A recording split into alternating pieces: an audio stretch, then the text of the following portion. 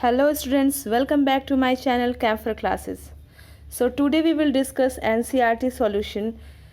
NCERT solution में अपने handwriting में आपके लिए नोट्स लेकर आई हूँ। मैंने अपने खुद के राइटिंग में ये नोट्स बनाए हैं बड़ी मेहनत से, तो प्लीज़ इसको अच्छे से लास्ट तक देखिए और मेरे चैनल को सब्सक्राइब करिए और बेल आइकन को प्रेस करिए और इसको कंटिन्यू पूरे लेक्चर को देखते रहिए। मैं कल आपके लिए और भी ढेर सारे क्वेश्चंस, सैम्पल पेपर्स के क्वेश्चंस लेकर आऊँगी जो कि आपके एग्ज़ाम्स में काफ़ी हेल्पफुल होंगे। So let's start.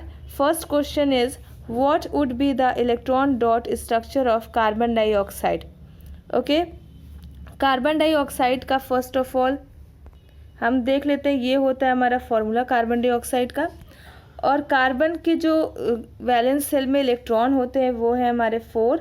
ऑक्सीजन के वैलेंस सेल में 6 इलेक्ट्रॉन होते हैं, यानी कि ऑक्सीजन को अपना ऑक्टेट कंप्लीट करने के लिए ओनली 2 इलेक्ट्रॉन की नीड है और कार्बन को अपना ऑक्टेट कंप्लीट करने के लिए 4 इलेक्ट्रॉन की नीड है। ठीक है, तो कार्बन 2 इलेक्ट्रॉन एक ऑक्सीजन से लेता है और 2 इलेक्ट्रॉन एक और ऑक्सीजन से लेता है, इसीलिए उसका फॉर्मूला क्या हो जाता है CO2। कार्बन डाइऑक्साइड का फॉर्मूला क्या होता है CO2 और स्ट्रक्चर कैसा होता है ऐसा। अब हम लोग से पूछ रहा है इलेक्ट्रॉन डॉट स्ट्रक्चर। ओके, यहाँ पर है कार्बन, ये है ऑक्सीजन और इधर भी है एक ऑक्सीजन। ठीक है, कार्बन के इलेक्ट्रॉन्स को हम क्रॉस से डिनोट करते हैं एंड ऑक्सीजन के इलेक्ट्रॉन्स को हम डॉट से करेंगे। 1 2 3 4 5 एंड 6। 1 2 3 4 5 6। ओके, अब ऑक्सीजन का ऑक्टेट पूरा करने के लिए 2 इलेक्ट्रॉन की नीड है, तो 2 कार्बन से ले लेता है।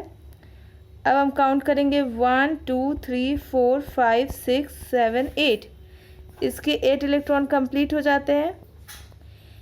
अब ये वाला ऑक्सीजन भी लेगा 2 इलेक्ट्रॉन ऑफ कार्बन और यहाँ पर देखिए 1 2 3 4 5 6 7 8, तो इसके भी 8 इलेक्ट्रॉन कंप्लीट हो गए। अब बचता है कार्बन। कार्बन का कैसे करेंगे, इससे 2 इलेक्ट्रॉन लेगा और इससे 2 इलेक्ट्रॉन लेगा। ठीक है, ये इसके इलेक्ट्रॉन को अगर हम यहाँ पर ऐसे दिखाएं तो 2, ठीक है, तो 4 इलेक्ट्रॉन हो गए, 2 इसके और 2 इसके, तो 4 इलेक्ट्रॉन ये भी ले लेता है और यहाँ पर क्या हो जाता है कार्बन का भी 8 इलेक्ट्रॉन कंप्लीट हो जाता है।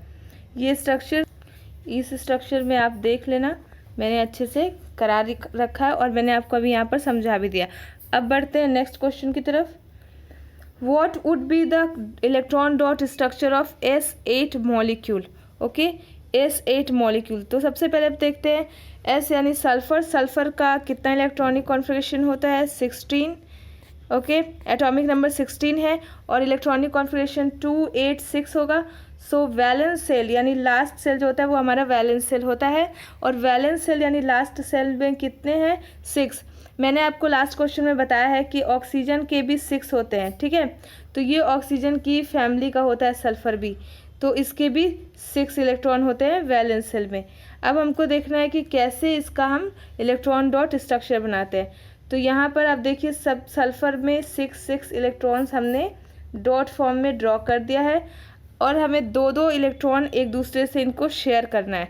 इस तरीके से सबके पास 8 इलेक्ट्रॉन हो जाते हैं और सब अपना ऑक्टेट कंप्लीट कर लेते हैं। तो ये स्ट्रक्चर आपको बना लेना है अपनी कॉपी पे। अब देखते हैं इनका क्राउन स्ट्रक्चर कैसे होता है। तो कभी भी सल्फर जो S8 होता है वो ऐसे इस स्ट्रक्चर में एग्जिस्ट नहीं करता है, वो हमेशा क्राउन स्ट्रक्चर में ही एग्जिस्ट करता है।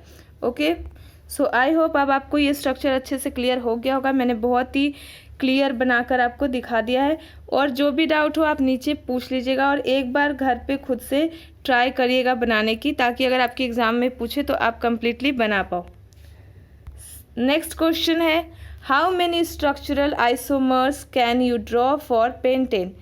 वैसे तो आपके सिलेबस से आइसोमेरिज्म या आइसोमर्स टॉपिक को कट कर दिया गया, बट फिर भी अगर आपसे पूछ ले तो आप इसको अच्छे से कर पाओ, क्योंकि मैंने आपको लास्ट जब मैंने लेक्चर लिया था तो वहाँ पर मैंने आपको ब्यूटेन के बारे में बताया था, पर पेंटेन के बारे में नहीं बताया। यहाँ पर पेंटेन के बारे में भी हम देख लेते हैं।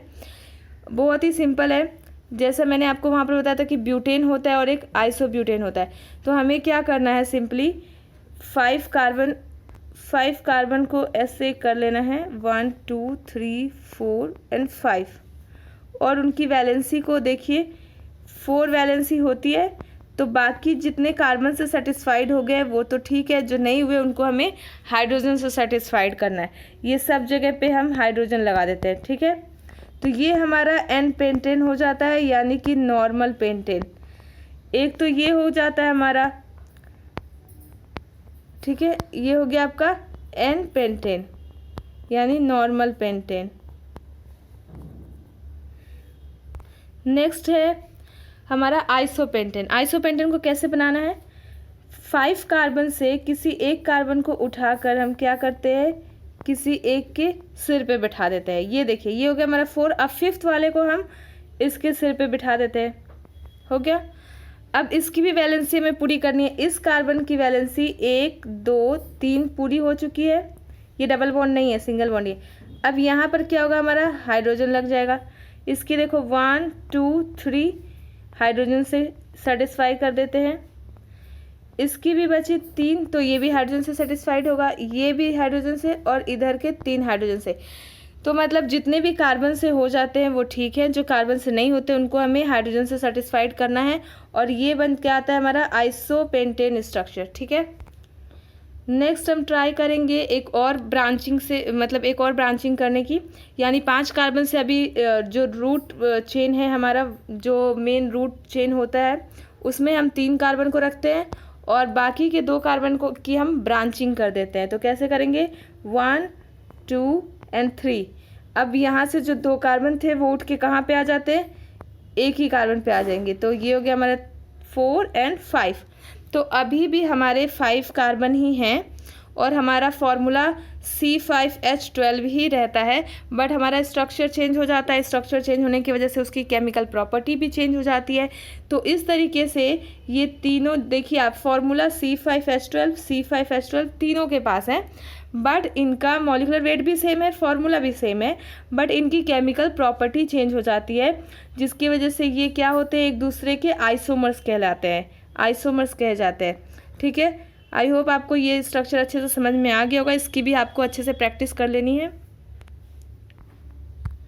नेक्स्ट देखते हैं, जो कि मैंने आपको बताया है, ये अभी यहाँ पे बताने की मुझे ज़रूरत भी नहीं है, क्योंकि मैंने आपको लेक्चर में बहुत अच्छे से समझाया है कि कार्बन की कौन कौन सी प्रॉपर्टीज़ होती हैं, जो कि मैंने वर्सेटाइल नेचर ऑफ कार्बन में आपको अच्छे से एक्सप्लेन कर दिया था। What are the 2 properties of carbon which leads to the huge number of carbon compounds around us. मैंने आपको बताया था कि कार्बन को एक अलग ही हम ब्रांच में डिस्कस करते हैं, जिसको हम ऑर्गेनिक कंपाउंड या ऑर्गेनिक केमिस्ट्री के नाम से जानते हैं।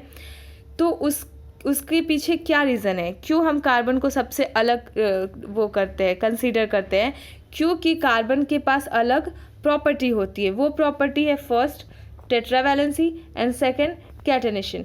टेट्रावैलेंसी क्या है, मैंने आपको बताया है कि टेट्रावैलेंसी यानी tetra means 4, valency means valence electrons. तो जिसके पास टेट्रावैलेंसी हो, यानी जो अपने चारों इलेक्ट्रॉन जो है वो डोनेट करके बॉन्ड बनाता हो, चारों इलेक्ट्रॉन इसके बॉन्ड में पार्टिसिपेट होते हैं, ठीक है। तो ये हो गई टेट्रावैलेंसी। अब बात करते हैं कैटेनेशन के बारे में। कैटेनेशन का मैंने आपको बताया था कि चेन फॉर्म कर सकता है, ब्रांचिंग कर सकता है एंड रिंग भी बना सकता है, ठीक है। इस तरीके से रिंग साइकिल भी तो बनाया था, तो साइक्लिक स्ट्रक्चर भी बना सकता है, ब्रांचिंग भी बना सकता है और लीनियर चेन स्ट्रक्चर भी बना सकता है। ये सारी प्रॉपर्टी किसके अंडर आती है, कैटेनेशन के अंदर में आती है। और टेट्रावैलेंसी क्या है कि वो चारों साइड से ही बॉन्ड फॉर्मेशन कर सकता है। तो ये जो यूनिक प्रॉपर्टी ऑफ कार्बन है, यही इस कार्बन को अलग करता है और इसका हम अलग ही स्टडी करते हैं। ऐसी प्रॉपर्टी बाकी लोगों, मतलब बाकी जितने भी एलिमेंट्स होते हैं उनमें देखने को नहीं मिलती है, इसीलिए ये काफ़ी अलग है। अब देखते हैं next question, what will be the formula and electron dot structure of cyclopentane. First of all हमें ये पता होना चाहिए कि पेंटेन क्या होता है। मैंने आपको बताया था कि पेंटेन यानी 5 कार्बन की चेन, ठीक है। बट यहाँ पर वर्ड यूज़ किया गया है cyclo. Cyclo means cyclic ring का बनना, यानी ये 5 कार्बन आपस में साइक्लिक रिंग फॉर्म करेंगे, उसको हम बोलते हैं साइक्लोपेंटेन। ये देखिए साइक्लोपेंटेन का फॉर्मूला हो जाता है हमारा C5H10, ठीक है। और यहाँ पर एक साइकिल देखिए, आपको एक साइक्लिक रिंग बनी हुई दिख रही है साइक्लिक फॉर्म में।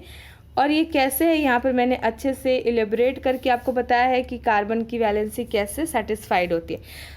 अब देख लेते हैं इलेक्ट्रॉन डॉट स्ट्रक्चर के बारे में। तो आपको क्या करना है, सिंपली कार्बन कार्बन के बीच जो ये बॉन्ड है, यहाँ पर 2 इलेक्ट्रॉन को दिखा देना है, 2 इलेक्ट्रॉन 2 इलेक्ट्रॉन 2 इलेक्ट्रॉन, बस यहाँ पर आपको डॉट डॉट दिखा देना है। जितने भी बॉन्ड्स हैं वहाँ पे आपको डबल डॉट दिखा देना है, और फिर यहाँ पर हमारा डॉट स्ट्रक्चर बन के रेडी हो जाता है। अब इसका हम इलेक्ट्रॉन अच्छे से देख सकते हैं कि एक एक वो क्या कहते हैं, एक एक एलिमेंट हमारा सेटिस्फाइड है या नहीं। कार्बन के पास होने चाहिए 8 और हाइड्रोजन के पास होने चाहिए 2। क्यों? क्योंकि हाइड्रोजन और हीलियम का मैंने आपको बताया था वो ऑक्टेट नहीं करते हैं, वो डुप्लेट फॉर्म करते हैं। तो हाइड्रोजन के पास देखिए यहाँ पर हो जाता है 2, इसके पास भी हो जाता है 2। अब कार्बन के पास देखते हैं 8 है कि नहीं। तो हाइड्रोजन के ये हो गए 4, इस कार्बन के हो गए और ये हो गए, ठीक है। अब काउंट करो, 2 2 4 2 6 2 8, 8 हो गए कि नहीं। तो इस तरीके से कार्बन की भी वैलेंसी सेटिस्फाइड हो जाती है और हाइड्रोजन की भी वैलेंसी सेटिस्फाइड हो जाती है। तो कार्बन और हाइड्रोजन इस तरीके से पूरी तरीके से सेटिस्फाइड हो रहे हैं यहाँ पर। तो ये हमारा जो है इलेक्ट्रॉन डॉट स्ट्रक्चर वो बिल्कुल ही करेक्ट है।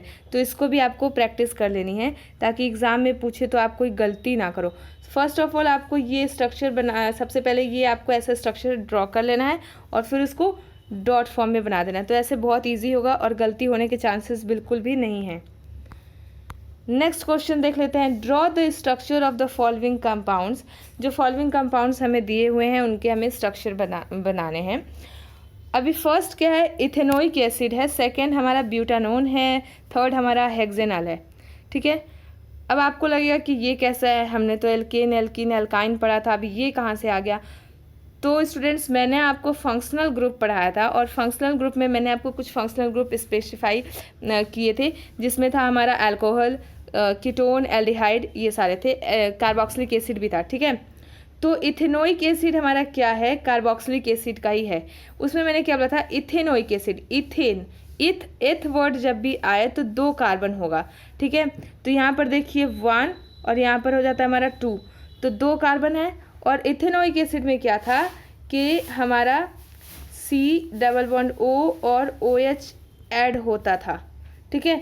तो इस कार्बन को भी हम काउंट करते हैं, इस कार्बन को काउंट करते हैं, तो ये हो जाता है हमारा 2 और यहाँ पर एक और कार्बन लगा देते हैं तो ये हो जाता है 1 और ये हो जाता है हमारा टोटली इथेनोइक एसिड, ठीक है। नेक्स्ट स्ट्रक्चर होगा ब्यूटानोन का। ब्यूटानोन, ब्यूट वर्ड कब आता है, जब हम 4 कार्बन की चेन का इस्तेमाल करते हैं तब हमारे लिए ब्यूट टर्म यूज़ करना पड़ता है। अब यहाँ पर देखते हैं ब्यूटानोन, नोन वर्ड आया, नोन मीन्स होता है आपका कीटोन ग्रुप में ओन आ रहा है ना, तो वहाँ से नोन वर्ड हम इसमें ऐड कर देते हैं सफिक्स। तो अभी हमें बनाना है सिंपली ब्यूटेन, ओके। 4 कार्बन की चेन हमारी बन गई। अब हमने बोला कि यहाँ पर नोन ऐड किया हुआ है सफिक्स में, यानी कि हमें कीटोन ग्रुप लाना होगा। तो हम इस कार्बन पे डबल बॉन्ड क्यों नहीं लगा सकते, क्योंकि यहाँ पे अगर हम डबल बॉन्ड लगाते हैं तो नेक्स्ट वैलेंसी हमें हाइड्रोजन से सेटिस्फाइड करनी होगी, और जब हम यहाँ पर हाइड्रोजन से सेटिस्फाइड करते हैं तो ये हमारा कीटोन नहीं हो करके एल्डिहाइड फॉर्म हो जाता है, ठीक है। तो ये हमारा क्या हो जाएगा, एल्डिहाइड। तो हमें एल्डिहाइड तो बनाना नहीं, हमें कीटोन बनाना है। तो कीटोन और एल्डिहाइड में क्या डिफरेंस होता है, उसमें क्या होता है देखिए, हाइड्रोजन की जगह पे कार्बन होना चाहिए, ठीक है। हाइड्रोजन की जगह पे क्या होना चाहिए, हमारा कार्बन होना चाहिए। तो इसीलिए हम यहाँ पे डबल बॉन्ड लगाते हैं, ना कि यहाँ पे। तो ये गलत हो जाएगा हमारा, ये एल्डिहाइड बना देता है। इसलिए हम यहाँ सेकेंड फॉर्म पे, मतलब सेकेंड कार्बन पे, सेकेंड पे लगाओ, थर्ड पे लगाओ, कहीं भी लगाओ अगर आप, तो वो कीटोन ग्रुप ही कहला जाता है। बट अगर हम फर्स्ट कार्बन पे लगाते हैं तो उसे हम एल्डिहाइड बोलते हैं, ठीक है। तो हमें फर्स्ट कार्बन पे नहीं लगाना है, हमें लगाना है सेकेंड या थर्ड, कहीं भी लगाओ, बस मिडिल में लगाना चाहिए, मिडिल में जो कार्बन है ना उसके ऊपर लगाना है। तो ये हमारा बन जाता है। अब इसको हम सेटिस्फाइड कर देते हैं। जितने भी हमारे बॉन्ड बचे हैं एक बार देख लेना है कि 4 बॉन्ड होने चाहिए, उससे ज़्यादा नहीं होने चाहिए। तो इस कार्बन के पास ऑलरेडी डबल बॉन्ड ऑक्सीजन हो चुका है, तो एक और बॉन्ड हम हाइड्रोजन से सेटिस्फाइड कर देते हैं। तो ये हो जाता है हमारा ब्यूटानॉन। अब हम देखते हैं नेक्स्ट स्ट्रक्चर हमारा हेक्सेनल का। हेक्सेनल का है कि 6 कार्बन हमें बना लेने हैं, और जैसा मैंने आपको बताया था एल्डिहाइड ग्रुप क्या होता है, C डबल बॉन्ड O और H होता है। तो ये रहा हमारा एल्डिहाइड ग्रुप। इसलिए जब हम हेक्सेनल लिखते हैं तो वहाँ पे जो फर्स्ट कार्बन होगा उस पे ही हम C डबल बॉन्ड O लगाते हैं, ठीक है। तो इस तरीके से हमारे सारे स्ट्रक्चर बन के यहाँ पे आपके सामने तैयार हैं, और इसको आप बस अपने कॉपी में अच्छे से प्रैक्टिस कर लीजिएगा एक बार मेरा लेक्चर देखने के बाद। और ये सारे मैंने अपने हैंड राइटिंग में भी आपको दे दिया है। मैंने अपनी तरफ से आपको सारे क्वेश्चंस करा दिए हैं। फिर भी अगर आपको कोई डाउट हो तो बिल्कुल पूछिएगा, कमेंट में ज़रूर पूछा करिए। आप लोग क्वेश्चंस नहीं पूछते हो तो मुझे समझ में नहीं आता है कि आपको टॉपिक समझ में आता है या नहीं आता है। आप क्वेश्चंस पूछो जो नहीं आ रहा है, और जो आ रहा है उसका रिप्लाई भी कर दिया करो कमेंट बॉक्स में। ओके, सो लाइक करो, कमेंट करो, शेयर करो अपने फ्रेंड्स के साथ, ताकि सबको ये तरीका पता चले क्वेश्चंस करने का, बिल्कुल ईजी तरीका मैंने जो भी बताया है। और बेल आइकन को ज़रूर प्रेस कर दें। सब्सक्राइब करना मत भूलना, ताकि आपको डेली क्वेश्चंस इसी तरीके से मैं लेकर आती रहूँगी, आपको इसका लाभ मिलता रहे। Okay, thanks for watching.